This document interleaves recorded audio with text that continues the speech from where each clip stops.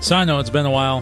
Thank you for hitting up the block. This is On the Block with Bryce. I am your host, Bryce Castle. It has been a while. I really don't have much of an excuse for it. I just haven't been in the mood to record the podcast. I know I've been promising a series on the Bill of Rights. It's still coming. I'm just going to stop promising that it's coming anytime soon. I don't know when it's coming. It takes a lot of research, and I just don't have the time. I don't have the time to do it. I am working on music for my band. I'm working on a YouTube series about board games and brewed beverages called Board Games and Brews, which you should check out. It's definitely become my bread and butter. I'm enjoying that a lot. And also, I've just been very stressed. I had some health things go down. Had a couple of scares that thankfully turned out to be nothing.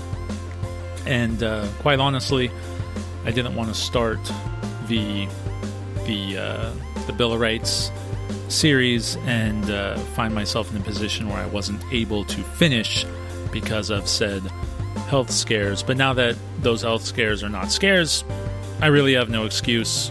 So that's why I said I have no excuse. But anyway, on today's show, we're going to talk about three things that have been kind of rattling around in my head the last couple days. Thing number one, we're going to get into this newfound zeal. Is it zeal? Yeah, this newfound zeal of, I said zest, I don't know why.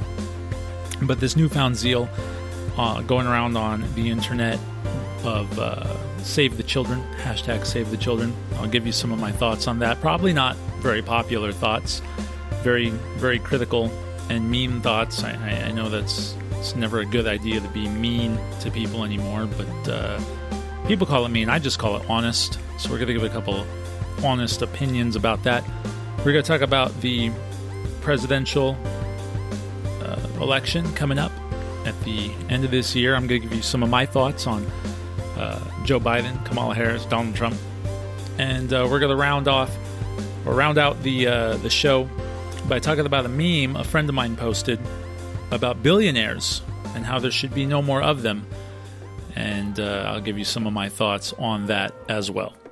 Okay, so first off, this hashtag Save the Children bit, I know that's going around on Facebook a lot. I have a few friends who are posting a lot of things about Jeffrey Epstein and about this new movie that Netflix is going to air called Cuties, about 11-year-olds who twerk, something like that. A lot of talk about childhood sex trafficking and pedophilia rings and all these things. Obviously, it should go without saying, these are all very horrible, awful, terrible things, and I think it's great that everybody wants to shed light on this. I think it's great that people are talking about this in any capacity, because obviously this has been going on for a real long time. And when I say real long time, I'm not just talking since Harvey Weinstein got quote unquote discovered. And I put that in quotes because Harvey Weinstein had been known about. And I think that's my point. This stuff is nothing new. Child sex trafficking is nothing new. Human trafficking in general is nothing new. People knew about Harvey Weinstein. People knew about Jeffrey Epstein. People have known about these things for a long time. This is nothing new. This has been going around a while. In fact, I was one of the first people that I know of to comment on this in any type of real critical way many years ago when, and now it's escaping me, the details, shows you how awesome I am. But that situation in Africa where 200 of those girls got kidnapped by that warlord, and the guy made a movie about it and ended up having a mental breakdown in San Diego where he was like running around naked or whatnot. But that one warlord in Africa kidnapped those 200 girls, most of which have never been found, by the way. And Michelle Obama at the time, hashtag Bring Our Girls Home. That was back in like 2012, 2013, and nobody was really mentioning it. And I saw a movie about a year ago, came out a year ago, maybe it came out 2 years ago, called Good Boys. It was a Seth Rogen produced movie. in which these young teenage boys, they're like 12 maybe, so not even teenage, like preteen, are running around getting into misadventures, and a lot of the misadventures have to do with sex toys and sexual themes and things like that. And these were not 18-year-old actors posing as 12-year-olds. These were real 12-year-olds. And in the film, there's a scene where one of the 12-year-olds wraps anal beads around another 12-year-old's neck because he thinks it's a necklace. That same little boy is seen earlier in the film wearing a ball gag in his mouth. There's lots of scenes like that. They allude to a lot of things in which, the kids are watching porn and all this and that. And I thought it was quite gross. It's one thing to be real and say 12-year-olds are going to watch porn. It's one thing to be real and acknowledge that is a reality. When I was 12, I had already seen porn. Most kids have already seen porn by the time they're that age. And if you want to have a conversation on how wrong that is, you'll get no argument from me. But the point I'm making is we all know it.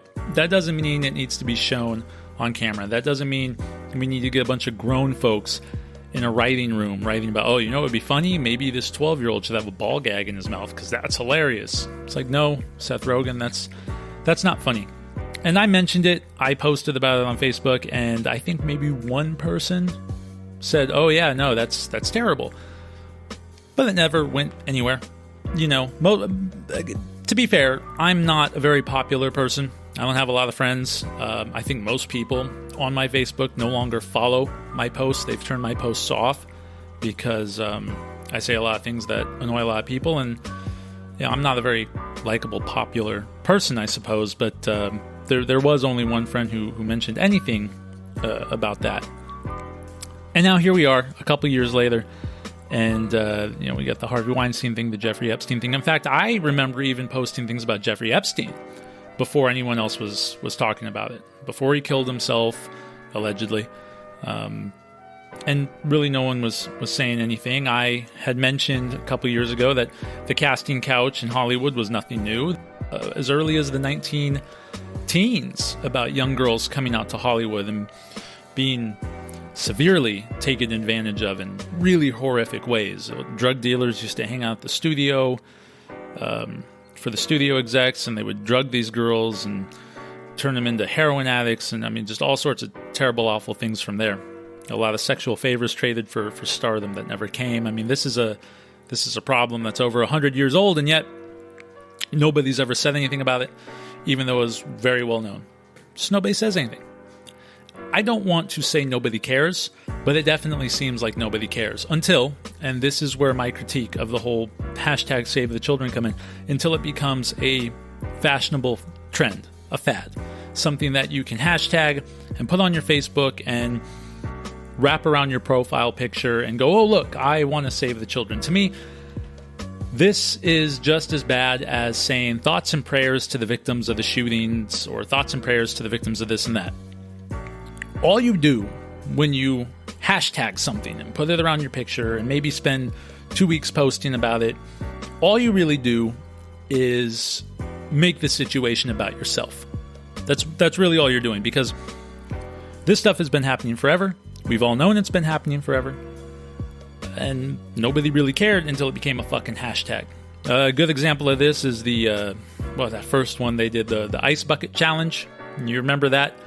I know for younger listeners, you may not remember that, or the Tide Pod Challenge, but the Ice Bucket Challenge was especially relevant to what we're talking about right now. The Ice Bucket Challenge was trying to bring awareness to a disease called ALS, otherwise known as Lou Gehrig's disease. It's a terrible, horrific, degenerative disease in which people who suffer from it, they die really horrible, agonizing deaths as their bodies are locked up and twisted and contorted into ways that a body normally wouldn't, bend. And it's terrible, and it's named after famous baseball player Lou Gehrig, who got it in the 30s and died shortly after. And on YouTube and Facebook and whatever social media was out at the time, I think this was like 2008, 2009 maybe, people were taking buckets of ice water and dumping it on their head. And then as soon as that became no longer popular, any awareness for ALS just went away. And that's what I worry about. There are kids out there being kidnapped and put into sex slavery and all these things. And nobody has really done anything about it. Nobody's really mentioned it for decades and centuries. Because let's be real, this is a problem that goes on for millennia at this point. Roman emperors had child concubines and all these things. And we know this is wrong. We know it's disgusting. We know it's depraved because we know that children are not developed the way adults are, not just physically, but also emotionally and mentally. They do not have the psychological capacity to handle something like sex, to handle something like sex toys or anything like that. They don't have the developmental levels needed to handle the weight that comes with sex and sexcapades and all that. But it hasn't stopped it from happening. It hasn't stopped it from happening at all, actually. In fact, it's, although underground, probably just as prevalent as it always was, and yet no one said anything about it until it becomes a hashtag. And that's my worry. Once the hashtag fades away, once a different fad comes in, once it stops being something that gains you likes on Facebook, then it will go away. And you'll stop talking about it, and you'll continue on. So I don't want to say that everybody is jumping on this bandwagon in order to satiate their need for Facebook likes, in order to get that dopamine rush that one gets when they see their notification thing light up. I don't want to accuse everyone of that, because I don't think that would be a fair thing to do, to accuse everyone's intentions of being that selfish and malicious. But it does make me wonder. I wonder how long this will last until a new hashtag pops up. So if you want to put in some work, if you want to do something about this, I mean, there's avenues you can go. I mean, Chris Hansen did this for a long time with To Catch a Predator. And there are groups out there who are looking for online predators all the time, that do sting operations all the time. There are people who go to other countries undercover as tourists who are seeking out underage girls, and they find the childhood sex traffickers and they bring them in. There are people out there doing real work, and it doesn't take a whole lot to do some real work in your own community. But if all you're going to do is hashtag it, then you're not really doing real work, I would say.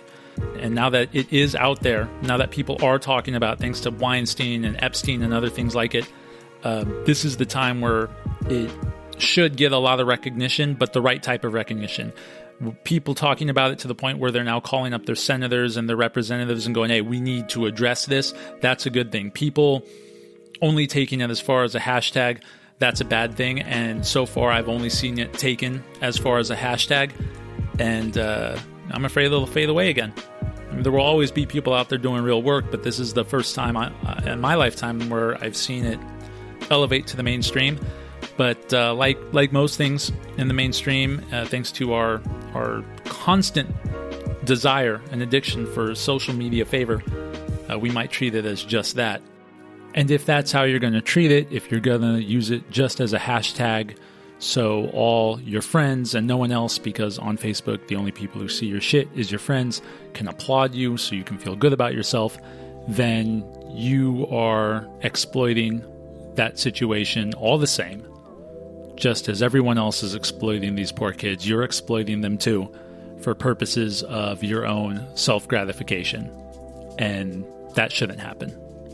Okay, moving on to the presidential election coming up in November. Of course, as you know, we are once again relegated to just Democrat and Republican.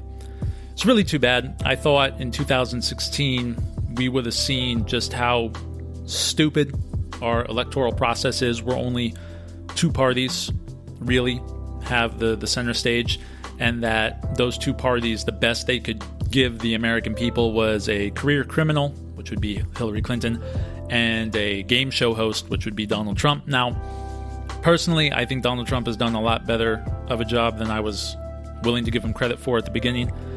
I think as far as his policies go, most of his policies have been pretty good, and he's the first president in a very long time, within my lifetime anyway, who has not exponentially increased executive authority the way, say, Obama did, or the way George W. did. which is a good thing. You don't want the president just running around willy-nilly, just upping his power, and nobody doing anything about it because they're licking their chops, waiting for their side to take the spot so they can have that much power and then up their power again, and then the other side licks their chops, and you don't want that. Trump hasn't done that. So I know he's not everyone's favorite when it comes to his character. He's not my favorite either. I think the Twitter is ridiculous. I think the just kind of rambling every fucking thought he has in his head is ridiculous. But more so, I think, once again, here we are in 2020, not have learning a goddamn thing when it comes to third and fourth party candidates, when it comes to name brand recognition. As far as Democrats go, I think Tulsi Gabbard, I think Andrew Yang were far superior candidates as far as the Democratic ticket goes, and yet they were shunned. They were backburnered, otherwise completely ignored for a socialist radical like Bernie Sanders, who, as it turns out, his socialist radicalness sounds good when he's fringe, but once he becomes the front runner, not so much. Well, there's a big surprise there. Not really. But anyway, we have Joe Biden and Kamala Harris now. The big takeaway from the Democrats that I have so far, listening to their convention go on and on, is that they haven't really offered solutions to anything. They haven't really said that they're going to be better than Trump because this policy or that policy. I know you can go online and probably check out Joe Biden's plan, his agenda, but during their speaking opportunities, which is what people are watching and listening to, they haven't said, hey, you know what, Donald Trump's policy on this is crap. We're going to do it this way, and therefore it's going to be better. That's usually what you would expect when a politician is trying to make their case for why they are better suited for the job. But we're not hearing any of that. All we're really hearing is Donald Trump is awful, and he's mean, and he's bad, and he's orange, and he's mean, and he's orange, and he's bad. Like, that's all anyone said is Trump's awful and Biden's great. Trump, even Kamala Harris, who just, 3 months ago was calling him a vicious segregationist and rapist, and now, she couldn't put the knee pads on fast enough now that she's, the VP. And I think it's a little strange that they haven't put forth any policy plans on how they're going to outdo Trump. They're just saying Trump is evil and orange and mean, and we are not evil and orange and mean, and therefore you should vote for us. So that's not really a good platform. It worked when Trump did it to Hillary because Hillary Clinton was brutally unlikable. Nobody likes Hillary Clinton. Most people think she has people killed. Nobody likes her. So, but the thing is, a lot of people do like Trump. They may not like him as a person, but they like his policies. And here are the facts, man. Unemployment rate for many different groups across the board in this country was the lowest it's ever been, or the lowest it's been in half a century, until COVID hit. Our foreign affairs were getting nicely put in order. People weren't walking on us anymore. That was a good thing. Until COVID hit, we were doing fine. Even amongst COVID, Trump has made leaps and bounds more progress in the Middle East as far as peace is concerned than any of his predecessors ever have. That's a good thing.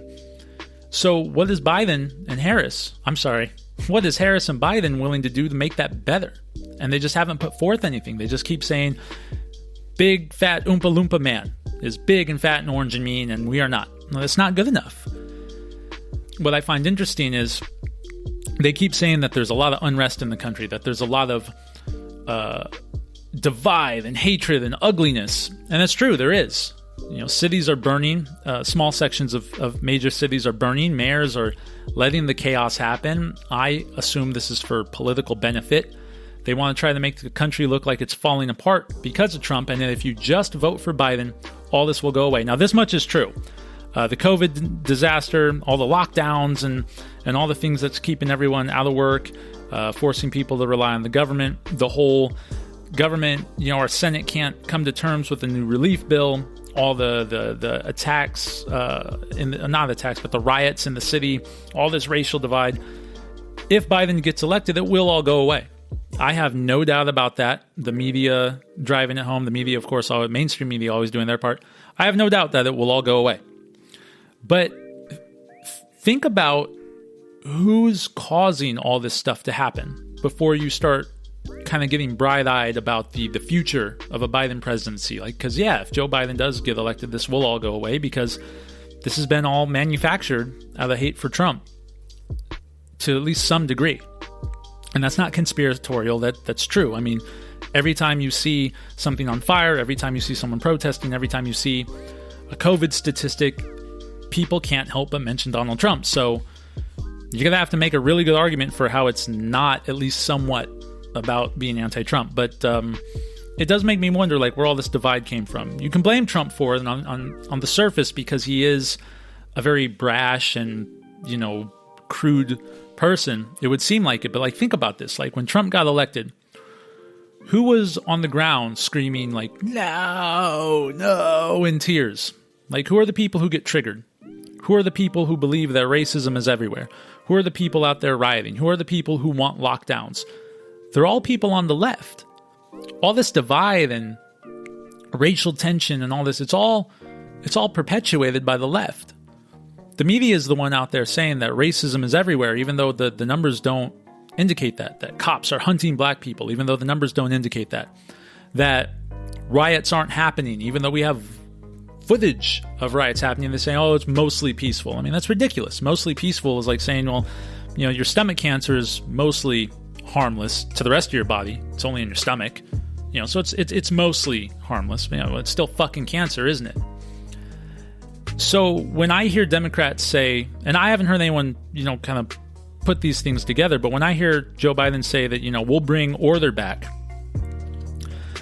when I hear the left say we'll bring order back, when they were the ones who perpetuated the disorder, because you didn't see people in MAGA hats throwing milkshake containers with concrete in them at people. You didn't see the Republican supporters walk around the streets with AKs pointing them at people. You don't see them doing that. But you do see the left doing that. So when I hear Joe Biden, who is on the left, or has at least been hijacked by the left, whatever you want to call it, when he sits there and says, yes, if you vote for me, all this, we'll bring order back to this. What you're basically saying is we are doing this and we will stop if you give us the presidency. You're strong-arming people. This is a strong arm by the left right now. That's what it sounds like to me. And maybe it's not, but it definitely sounds like a strong arm tactic to me. This is no different than the mob coming in and forcing you to pay for protection. The mob used to do this in the 20s and 30s, and I mean, maybe they still even do.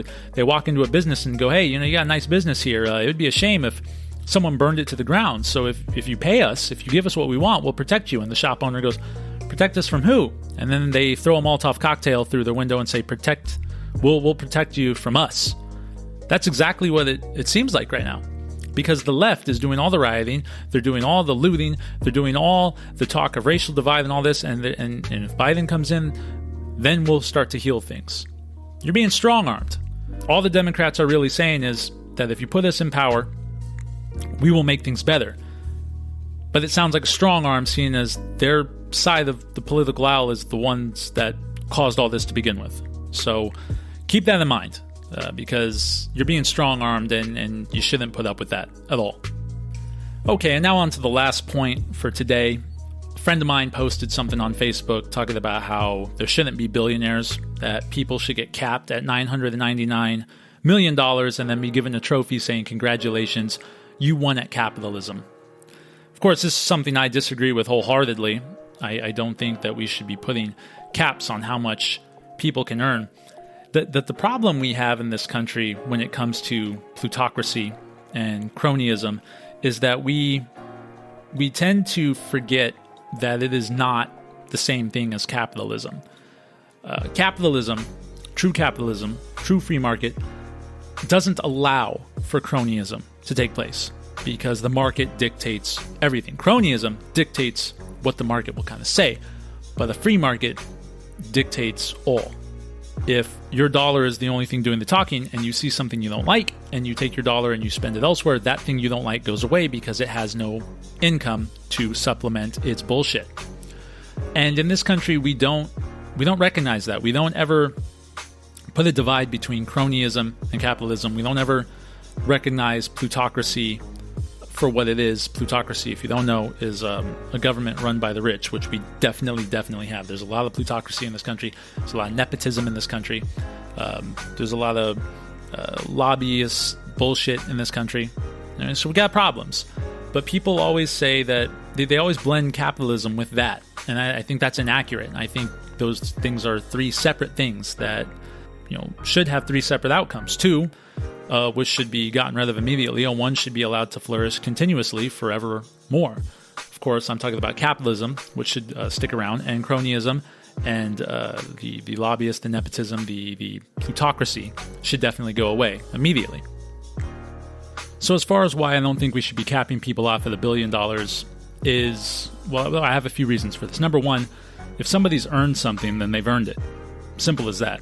If you took the time to create the idea, if you put forth the effort, if you put forth your credit and whatever capital you started out with, and you put forth all the effort and energy and hired all the people and bought all the things to make that idea or that service turn into a $1 billion service, there's no reason you shouldn't reap the benefits of what you sowed.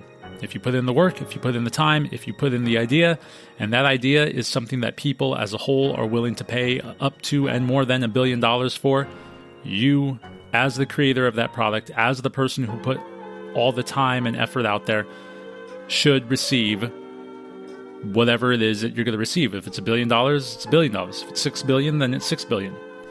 The idea that you shouldn't have it because it's too much money, that's ridiculous. If you earned it, it should be yours. I mean, most people feel that way about everything in their lives. If I've earned this, then it should be mine. It seems that we only want to take away from people who have more than us. And it's really weird to me, because you have more than most people on this planet. If you're listening from America, you have more than almost the rest of the planet does. In fact, you're guaranteed to have more than at least 80% of the rest of the people on this planet. So should we take from you? I mean, that logic doesn't make any sense. If you put in the time, if you take your idea to the public and the public is willing to spend $1 billion on it, then you've earned it and you should have it. Now, a less principally rooted reason for it, this is more of like a factual reason. If you tell somebody, hey, if you come forth with an idea that people are willing to pay $1 billion or more for, what happens when you reach that $1 billion is the government is going to come in, and we are going to take every dollar you make past that, and we're just going to take it from you. Where's the incentive to create the $1 billion ideas? Where does it come from then? If your hard work and all your effort is just going to lead to the government interjecting into your business, into your life, and take things from you that you earn, where's the desire to do it then? Who's going to sit there and raise their hand and be like, you know what, that's for me? I don't know one person who doesn't complain about the government when they do it to them in the form of taxes.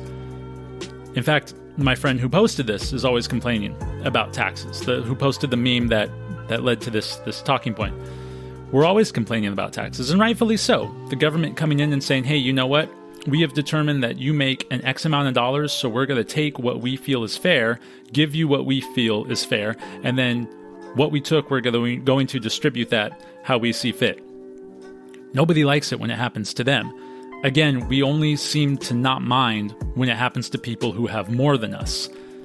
But we all live in our own little bubbles, so we so easily forget that we have more than most other people on this planet, and we wouldn't want anyone taking from us. We don't like when people take from us, but we're not just talking about labor here. We're talking about an actual idea, and ideas are what have driven this world forward. Think about it.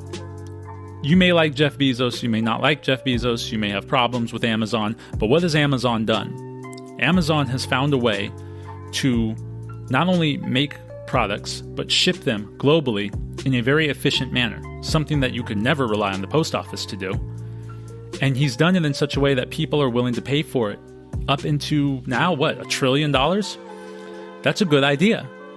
Now, I have a lot of problems with it, and we can get into that in a second, but just the idea by itself, a way to mass produce and mass distribute goods and services that people are willing to pay for online, I mean, that's a fantastic idea. And think how many people it's put to work and all this and that. Where's the incentive to do that if you tell somebody, hey, once you make $1 billion, we're going to take it from you? You still have to keep working. We still want you to keep working. but you'll never make any more than this. There's just no incentive. And if there's no incentive, then the ideas don't come forth. If the ideas don't come forth, then society does not advance. It's as simple as that. This is why socialistic governments fall to shit after a few decades, because they take all the good ideas, they force people to promote them or create them or perpetuate them for free, or they kick down some number they think they deserve. They take all the money that it earns and they distribute it how they see fit, usually to themselves first, and that's why people in socialist countries starve to death. And then the country goes broke and everyone starves, and then the dictator is usually killed by somebody else who thinks they can do it better. This happened in Russia, this happened in China, this happened in Vietnam, Cambodia. Now, most of those leaders lived to be old, but everyone did starve to death. In fact, the Great Leap Forward in Maoist China, I think 100 million people starved to death. So, not a good idea to take what other people have earned and say, okay, we'll distribute it the way we see fit, because you disincentivize people to create the ideas. Then again, put yourself in their shoes. You don't like it when the government taxes you already. Now imagine you're doing all this work and you're employing all these people and you're taking all these risks and facing all these potential lawsuits from everyone you employ because they're all out to get you. And then the government comes in and says, okay, we'll take it from here. Why would you want to keep working on the idea? Why would you want to keep making the idea better? Now, you might argue, well, once you made that type of money, you don't have to keep working on the idea. You can move on. You can retire. You can live the rest of your life just in that money. You could be like fucking Scrooge McDuck swimming through your pool of coins. The problem is human beings don't work that way. Money is not everything. Human beings need purpose. They need something that drives them. And nothing drives a human being more than working within the things that they have created. That's just how human beings are. That's why songwriters are so meticulous with their songs. That's why parents are so meticulous with their kids. That's why I'm so particular and meticulous with this show or anything else I do. That's what drives us, is that thing we created. There are very, very few people who are actually driven entirely by money on this planet. And it's easy to mistake that when you're not the one being driven to do something. So you take away the drive to do it, or you take away the incentive to do it, and you will take away the drive to do it. If you take away the drive to do it, you take away all future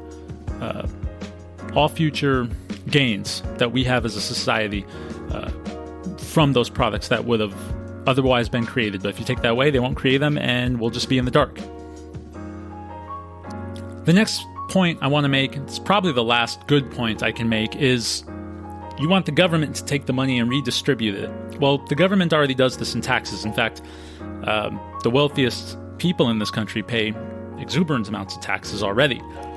And basically what you're asking is the DMV to take all this money and redistribute it. Because anytime I think government entity, I think DMV. And this is the truth. The government sucks at everything. You can admit that, I can admit that. It's funny that the people who want the government to interject and take away rich people's money are also the same people who say the government is useless and terrible at everything. So what makes you think they would be so good at handling all this money that they didn't earn? In fact, who do you know? Point somebody out to me that you know who appreciates free shit more than they appreciate shit they've earned. I can't think of anybody. Now, I can think of some people who are polite. Like, for example, I drive like a maniac in my own vehicle, but if I'm in somebody else's, because it's not mine, I drive like an old person. But that's a little different than somebody just handing me a car and say, here you go. And oh, by the way, there'll be one for you next year. Where's my incentive to take care of that car? I didn't earn it. I don't have to work for it. If it's always coming to me, I can just treat it like shit. Who's to say that wouldn't happen with money? In fact, I can tell you it happens with money. I was raised on welfare.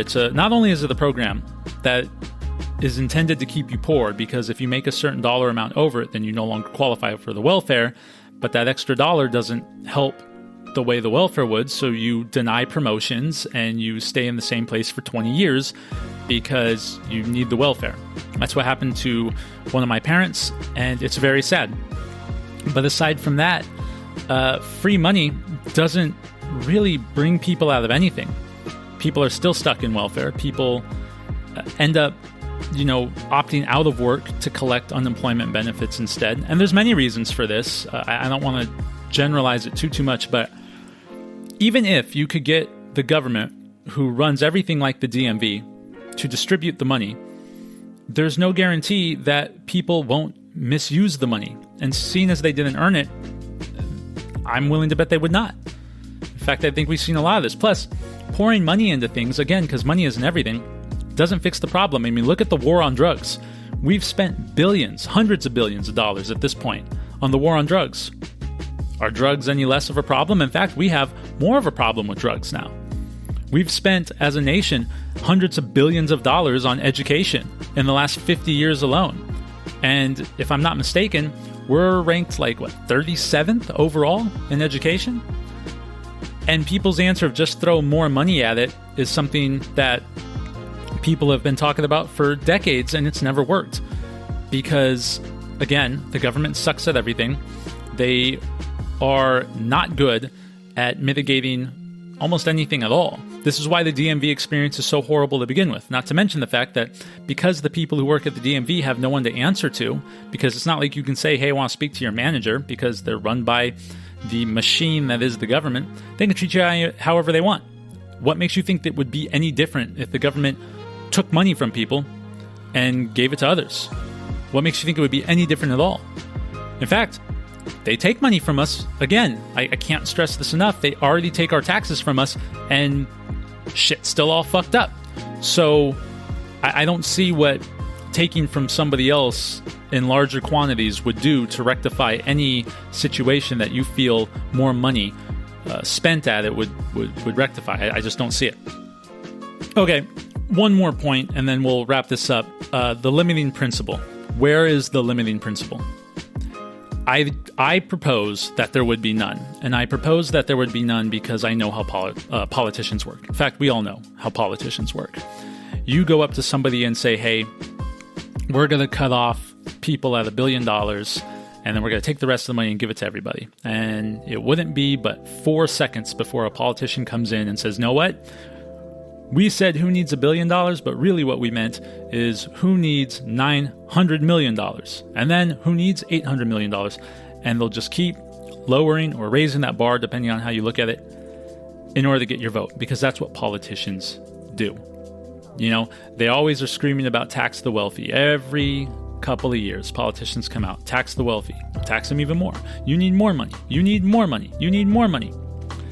There's no limiting principle, which means people will just take and take and take until there's nothing left to take, presumably. I mean, that's how socialism works. So, and then you go back to the problems of everybody starving to death and all this and that. So there's no limiting principle. It would be constantly taken advantage of by politicians to gain your vote.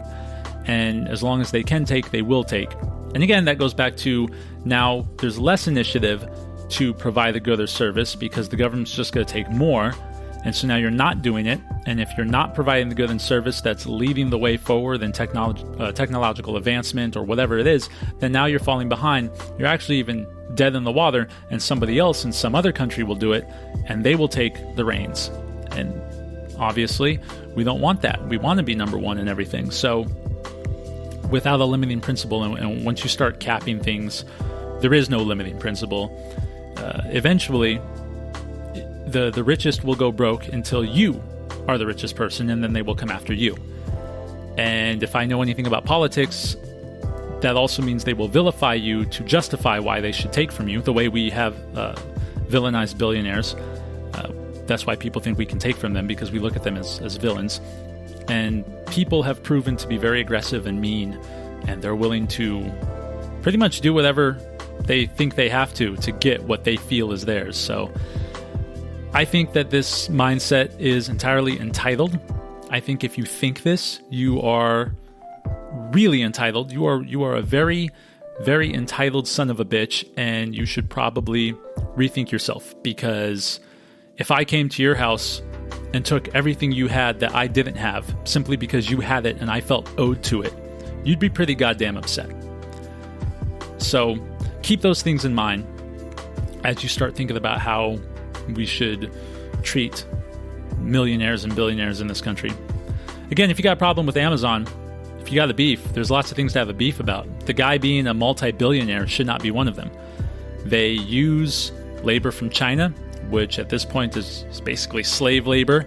That's not good. We can talk about that. The products have a lot of chemical smells to them when you buy them cheap, and who knows what kind of cancerous effects that's going to have in the long run.